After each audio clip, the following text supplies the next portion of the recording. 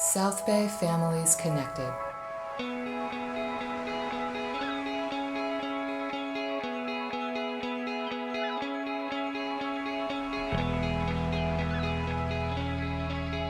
And this is my analogy for kids. Imagine when you're a baby developing in the womb, okay? Your brain is like a Ziploc bag full of liquid, okay? It's not solid, it's liquid. It's very, very soft, it's mostly liquidy. And then as you get older, it goes from being this totally liquid thing almost to being, like a solid coconut like mine, okay? But during that time, that's like cement that's starting to harden. If you get exposed to drugs early in life, you can change that cement much more easily before it's dry. Okay, like wet cement, right? If you can write your name in wet cement really easily when it's wet, but if it's dry, you can't change it very easily.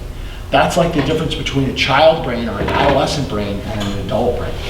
Okay, and so the whole idea is for kids, telling them never get exposed to alcohol, never get exposed to cannabis, never get exposed to anything psychoactive may not be a realistic strategy, right? I mean, that's what I'm hoping for. I have a 16-year-old, by the way, and an 11-year-old. That's what I'm hoping for, but I don't know how realistic that is, that my kid is never gonna drink alcohol, okay? But what I'm telling them instead is, not now. Let the cement harden. Make sure that when you do get exposed, that your brain has had the best chance to become resilient that it's going to ever get. And that's why our drinking age is 21. So every year, for example, that we can delay the use of a substance, every year we can help a child stop using, it's going to have a significant effect in reducing their developing a dependency disorder. This is just an example. The percentage of past year alcoholism dependency or abuse among adults aged 21 or older based on the age of first use. So if you use before you're 12 years old, you have about a 16% chance of developing an alcohol dependency. If you wait till you're 12 or 14, it goes down to 15. If you wait till 15 to 17, it goes down to 9%, so on down the line. And if you wait till you're 21 years or older, when the brain is actually a little more developed, you have less than a 3% chance of developing dependency. So delaying that onset by any degree is really, really important. Marijuana now, it's not a drug dealer giving it to kids. It's usually someone's older brother or sister that has a club card and they can get it, or kids get fake IDs now to get a marijuana card, not to, get into a club and go dancing. So marijuana is very common, and a lot of the marijuana now is, you mentioned 5 times stronger. It's off the charts because a lot of this they can get just the pure THC liquid. So it's also called dabs. It's called wax. They put it in a little pen like this that they carry around at school, and it looks like nothing, and they can just go like that. There's no smoke, there's no vape, and it's 95% THC. So THC is classified as a hallucinogenic, as like LSD is a hallucinogenic. It alters perception of reality. There's many kids, the first time they take marijuana, they eat an edible, they eat it, and they digest it that way, or they do like a dad thing. And that is, a lot of times they end up in the ER because they have a horrible experience because it's like taking an LSD drug for a lot of people. Teenagers are binge drinking to intoxication, okay? We're not talking about half a glass of wine at a meal with the whole family. We're talking about kids drinking to get intoxicated. Is it different today? Yes, in many ways.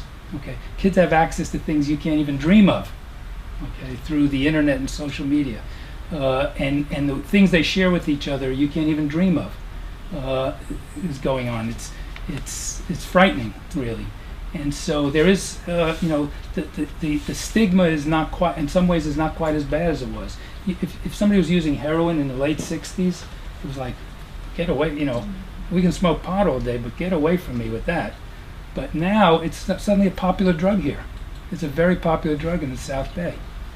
Kids get started sometimes innocently on pain medication for an accident, a sports injury or something, or an accident.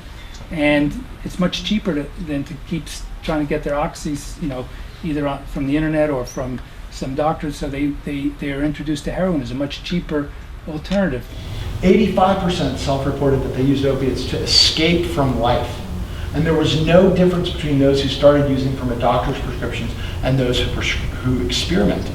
So especially drugs like opiates can cause profound changes in the brain, whether they were delivered, well-intentioned because of a pain prescription or because of experimentals. There's lots of synthetic drugs that they take that are, they're almost legal in the beginning because the government, is 5 steps behind the people making the drugs, and it's bath salts and spice and all kinds of very dangerous drugs. And we have some kids, they do something, they almost die, they go to the emergency room, they have the worst night of their life, and then come back and do it again. Nicotine is a highly addictive substance. Think of that first slide I showed about the cost and the morbidity associated with different drugs. Nicotine is number 1. A lot of parents blame themselves. I work with a lot of parents who have lost children, they blame themselves. And, I always tell a parent, if your son was the CEO of some big company, would you come in here and go, I did it, it was all me. He is where he is because of me, I did it, everything, it's all my... But when something's bad, it's like it's all my fault. And the reality is, you have a big influence, but there's classmates, and there's teachers, and there's media, and there's movies, and there's books, and there's a host of complex interactions, and nobody's to blame for it. But the flip side of that is, I think, just keep your eyes and ears open, and like Merle said, the big struggle is not burying something when you feel fearful of confronting it. Sometimes they don't get it. They don't understand yet why what they did is a problem. It's a problem to society, it's a problem to themselves. So then we have to educate them. And our process is what I like to call course correction. It's a long, painstaking process of course correction, getting a child back on track. And I don't mean the straight and narrow, on track for one person is different from on track for another. What we try to do is see the individual sitting there before us and get that person back on a track that will be productive for him or for her. These are the requirements. This is what I require of the person who's there with me. And this is a voluntary program. This is just a way of having a criminal charge not become a criminal charge. Staying out of court. Staying away from a record. And parents, of course, are always with the child. I require absolute honesty, and I can ferret out a lie like nobody's business. I require true remorse, however long that takes. Sometimes it takes longer than other times because kids know shtick. They know what to say, they know what to do, and so often it works. But we've heard it, and we know, and we don't really like that stuff. I require that whatever conditions are imposed, there's an adherence to those conditions. Apologies when necessary, sincere apologies, and when the apologies are not sincere, we try again. Restitution when necessary, letters of why the individual felt entitled to do what he or she did. And that's very helpful. The kids find that to be very, very helpful. And then letters at the end about how the process has affected the individual.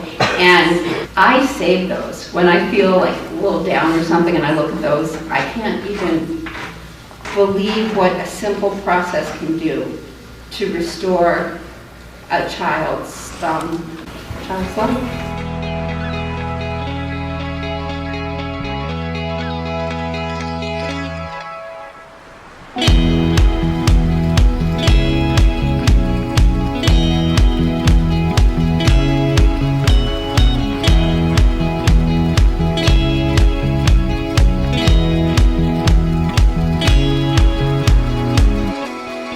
South Bay Families Connected.